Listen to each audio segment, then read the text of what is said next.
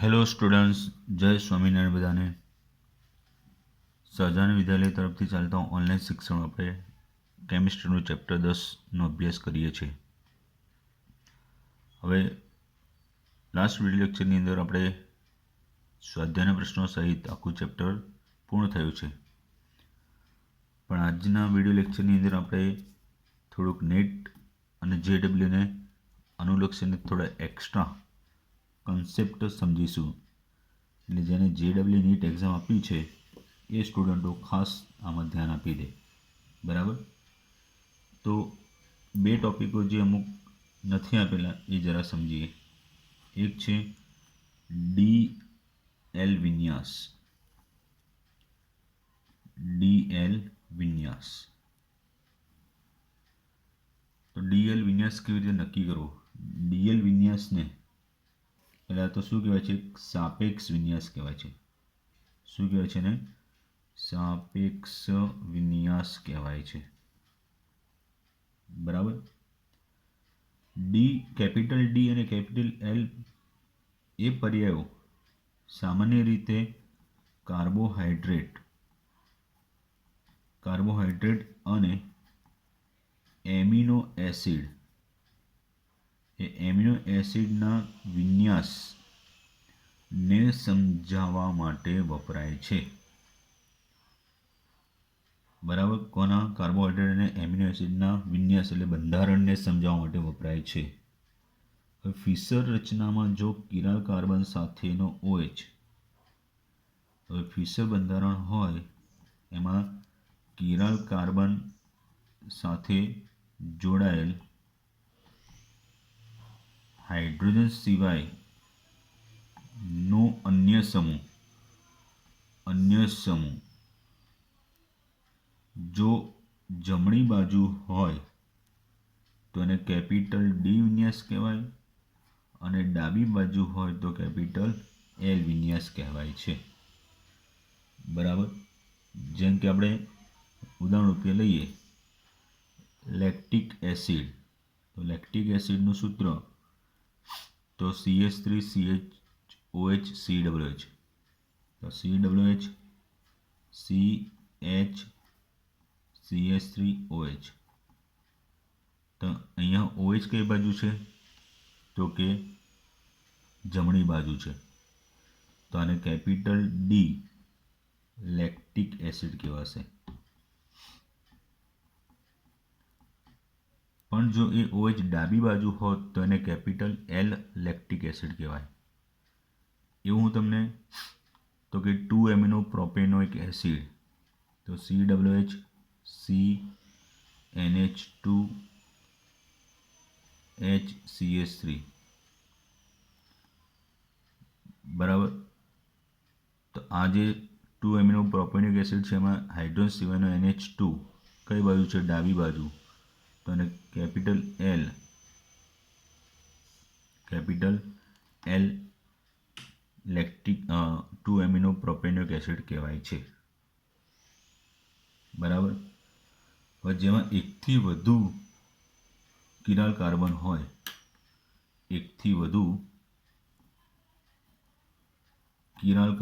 હોય, તો છેલ્લા કિરાલ કાર્બનના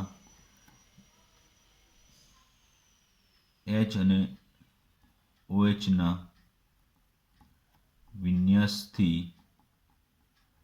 D અને L નક્કી થાય છે. જેમ કે ગ્લુકોઝ, તેનું બંધારણમાં જુઓ તો CHO 1 2 3 4 5 એટલે ટોટલ 6 થઈ ગયા. CH2OH HOH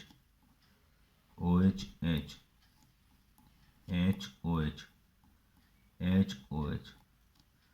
તો છેલ્લો કિરાલ કાર્બન આ થશે, એનો OH જમણી બાજુ છે એટલે આને શું કહેવાય છે? Capital D glucose. આનું આપણે પ્રતિબિંબ રૂપે જુઓ તો CHO 1 2 3 4 5 CH2OH. પ્રતિબિંબ કરી દઈએ તો આ રીતે થશે.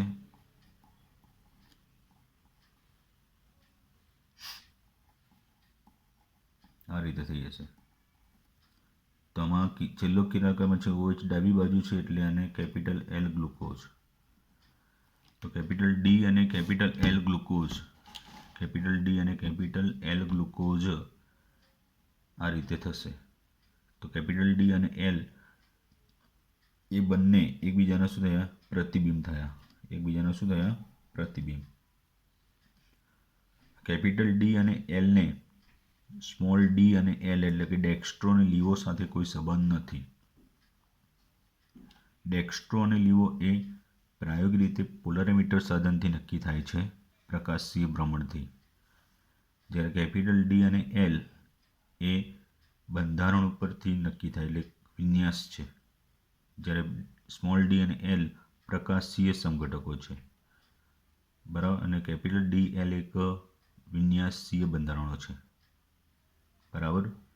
એટલે ડેક્સ્ટ્રો હોય એ કેપિટલ ડી પણ હોઈ શકે, કેપિટલ એલ પણ હોઈ શકે છે.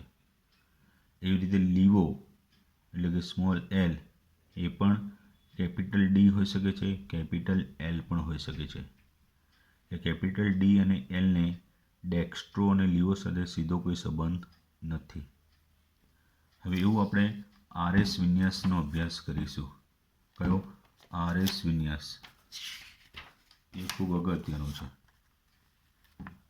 આરએસ વિન્યાસ જોઈએ. આરએસ વિન્યાસ સમજીએ. તો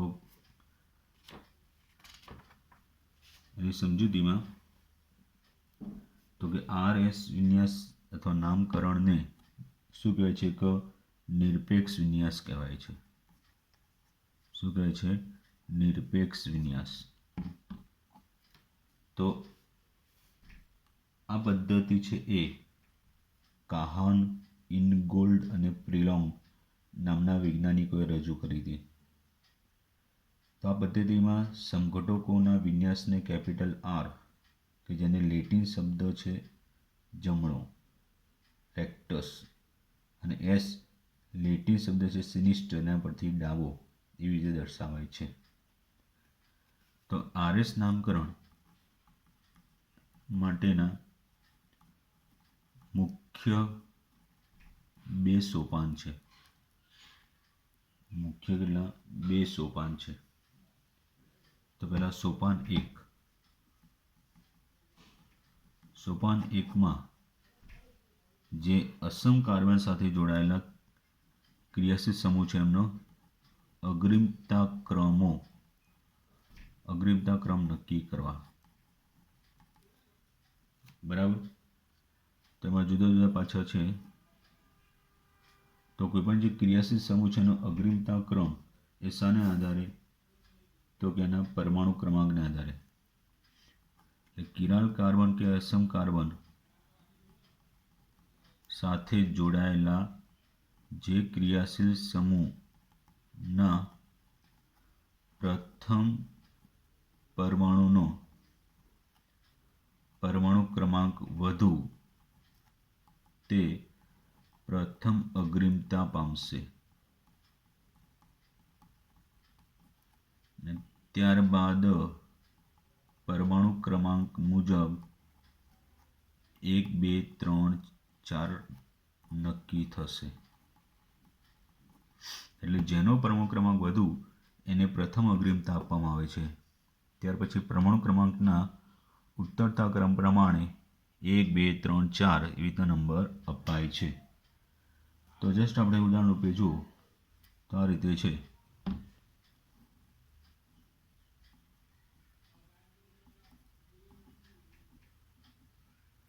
આનું નામ થશે બ્રોમો ક્લોરો આયોડો મિથેન. તો આયોડિનનો પરમાણુ ક્રમાંક છે, આયોડિન છે એનો પરમાણુ ક્રમાંક છે 131, બ્રોમિનનો 80, ક્લોરિનનો 17 અને હાઇડ્રોજનનો 1. તો કોનો પરમાણુ ક્રમાંક વધારે થયો? આયોડિનનો. એનો અગ્રિમતા ક્રમ નંબર 1. એ પછી ઓછો બી આનો એટલે આનો 2, એ પછી આનો 17 એટલે આનો 3, અને છેલ્લો આનો 4. એટલે પ્રમુખ ક્રમાંકના ઉત્તરતા ક્રમ પ્રમાણે પછી 1 2 3 4 એવી રીતના નંબર નક્કી થાય છે. બરાબર. બીજું, જો ક્રિયાશીલ સમૂહનો પ્રથમ તત્વ સમાન તો બીજા તત્વના પરમાણુ ક્રમાંક પરથી અગ્રિમતા ક્રમ નક્કી કરવામાં આવે છે. જેમ કે કિરાલ કાર્બન સાથે જો આ રીતે સમૂહ જોડાયેલો હોય, એક CH3 હોય, એક CH2CH3 હોય, એક CH2OH હોય અને બીજું CH2NH2 હોય, તો CH3 માં શું એક આ રીતે, બરાબર, CH2CH3 માં આ રીતે, CH2OH માં આ રીતે અને CH2NH2 માં આ રીતે થશે. તો બધામાં પહેલો કિરાલ કાર્બન સાથે કાર્બન જોડાયેલો છે. એ કાર્બન પછી હાઇડ્રોજન, અહીંયા કાર્બન પછી કાર્બન આવે, કાર્બન પછી ઓક્સિજન આવે અને કાર્બન પછી નાઇટ્રોજન આવે. તો ઓક્સિજનનો પરમાણુ ક્રમાંક વધારે છે એટલે આનો અગ્રિમતા ક્રમ 1. એ પછી નાઇટ્રોજનનો પરમાણુ ક્રમાંક 7 એટલે આનો અગ્રિમતા ક્રમ 2. એ પછી કાર્બનનો 6 એટલે આનો અગ્રિમતા ક્રમ 3 અને છેલ્લે CH3. એટલે પહેલા પરમાણુ સરખા હોય તો બીજા પરમાણુના પરમાણુ ક્રમાંક ઉપરથી અગ્રિમતા ક્રમ નક્કી થાય છે. બરાબર. જો સમસ્થાનિકો હોય, તો સમસ્થાનિકમાં જેનો પરમાણુ ભાર વધારે તેને પ્રથમ અગ્રિમતા અપાવે, અગ્રિમતા નક્કી થશે. મીન્સ કે આ રીતે હોય, H, OH, Cl અને D. તો અહીંયા Cl નો પરમાણુ ક્રમાંક 17 એટલે પહેલો અગ્રિમતા ક્રમ, ઓક્સિજનનો પરમાણુ ક્રમાંક 8 એટલે એનો અગ્રિમતા ક્રમ 2. હવે આ બંને હાઇડ્રોજન અને ડ્યુટેરિયમ એટલે બંનેના પરમાણુ ક્રમાંક 1 1, પણ આનો પરમાણુ ભાર 1 છે અને આનો પરમાણુ ભાર 2 છે એટલે આ 3 થશે અને 4 થશે. એટલે જેનો પરમાણુ ભાર વધુ હોય એને પ્રથમ અગ્રિમતા નક્કી થાય. બરાબર, આ ધ્યાન આપજો. પછી જો ડબલ બોન્ડ, ટ્રિપલ બોન્ડ એ રીતે હોય તો ડબલ બોન્ડ, ટ્રિપલ બોન્ડ તૂટીને જેટલા વધુ સમૂહ જોડાય એની અગ્રિમતા વધારે. તો ડબલ બોન્ડ જે છે એ તૂટે તો એની સાથે વિસ્થાપિત રૂપે કેટલા, તો કે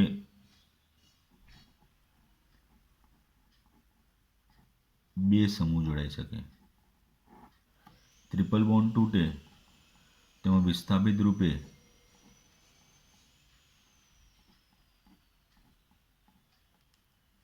કેટલા સમૂહ જોડાઈ શકે છે વિસ્થાપિત રૂપે, તો કે 4. એ જેટલા વધુ વિસ્થાપિતો જોડાય એનો અગ્રિમતા ક્રમ ઓછો. એટલે પહેલાં કોનો અગ્રિમતા ક્રમ હશે, તો કે ટ્રિપલ બોન્ડનો, પછી ડબલ બોન્ડનો હશે. તો આ રીતે બધા રૂલ્સ પ્રમાણે જોઈએ તો આયોડિન પરમાણુ ક્રમાંક મુજબ iodine, bromine, chlorine, SO3H, fluorine, OCOR, OR, OH, NO2, NR2, NHR, બરાબર, પછી NH2, CRR, COH, CHO, CH2OH, CN, CH3, D અને H. આ રીતે અગ્રિમતા ક્રમ નક્કી થાય છે. તો આપણે સોપાન 1ની વાત કરી. હવે સોપાન 2 છે એની વાત કરીશું.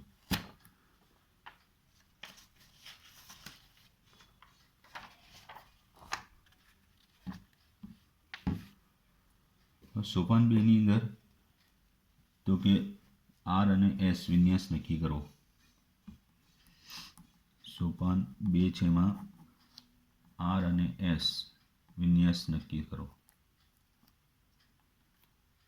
હવે જ્યારે સોપાન 1થી અગ્રિમતા ક્રમ 1 2 3 ગોઠવી દીધા, બરાબર, અગ્રિમતા ક્રમ 1 2 3 ગોઠવી દીધા, તો એ મુજબ શું થશે?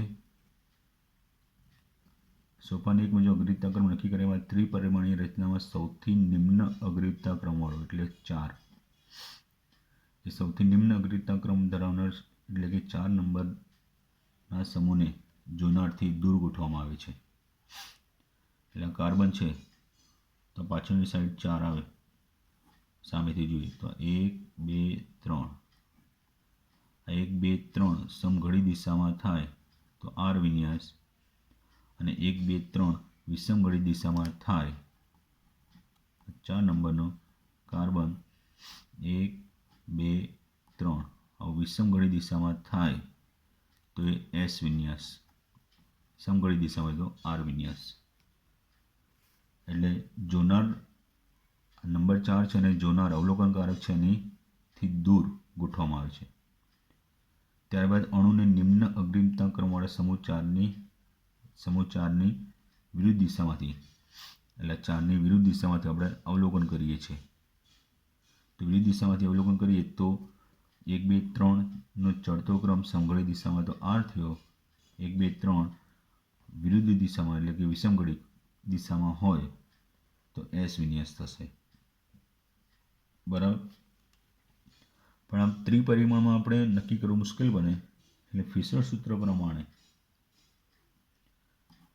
ફિશર બંધારણમાં કેવી રીતે નક્કી કરવું કે 1 2 3 દર્શાવતો સમૂહ ઊભી લાઈનમાં હોય, 1 2 3 નીચો અગ્રિમતા ક્રમ 1 2 3 દર્શાવતો સમૂહ ઊભી લાઈનમાં ગોઠવાયેલો હોય તો આર વિન્યાસ હોય તો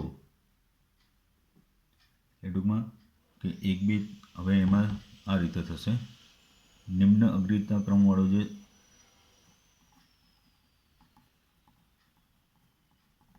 4 છે એ કે ઊભી લાઈનમાં હોય અને 1 2 3 સમઘડી દિશામાં હોય તો આર વિન્યાસ 1 2 3 વિષમઘડી રૂપે હોય તો એસ. હવે ધ્યાન આપજો, બીજું છે રૂલ્સ કે નિમ્ન અગ્રિમતા ક્રમ 4 છે એ ઊભી જગ્યાએ આડી લાઈનમાં છે અને 1 2 3 સમઘડી હોય તો એ આરની જગ્યાએ શું થશે? એસ. અને 1 2 3 વિષમઘડી હોય તો એ આર થશે. આ રીતે નક્કી કરવામાં આવે છે. બરાબર. તો જરા અમુક ઉદાહરણો જોઈ લઈએ એટલે ખ્યાલ આવી જશે.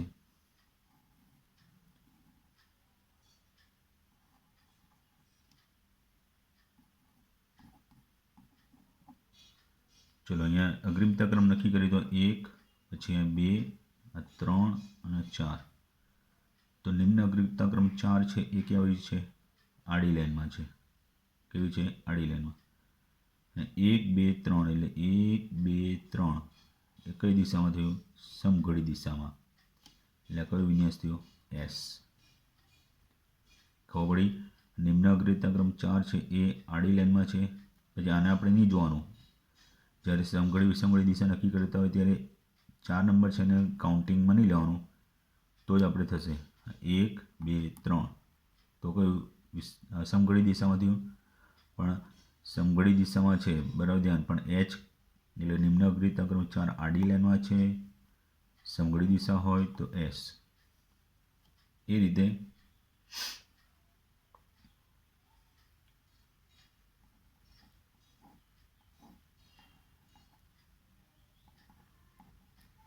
હવે અહીંયા નંબર અગ્રિમતા ક્રમ આપે તો Cl1, બ્રોમિન 2, ક્લોરીન 3 અને 4. તો નિમ્ન અગ્રિમતા ક્રમ 4 એ ઊભી લાઈનમાં છે. કેવું છે? ઊભી લાઈનમાં. અને 1 2 3 એ સમઘડી દિશામાં છે, અને સમઘડીમાં દિશામાં હોય અને નિમ્ન અગ્રિમતા ક્રમ 4 ઊભી લાઈનમાં હોય તો એ આર વિન્યાસ થશે. બરાબર. તો તો આવા જુદી જુદી કોમ્પિટિટિવ એક્ઝામમાં પ્રશ્નો હોય છે જોઈને એને સોલ્યુશન કરવાના તો આવડી જાય. બરાબર. તો આ રીતે DL વિન્યાસ અને RS વિન્યાસ નક્કી થાય છે. જય સ્વામિનારાયણ.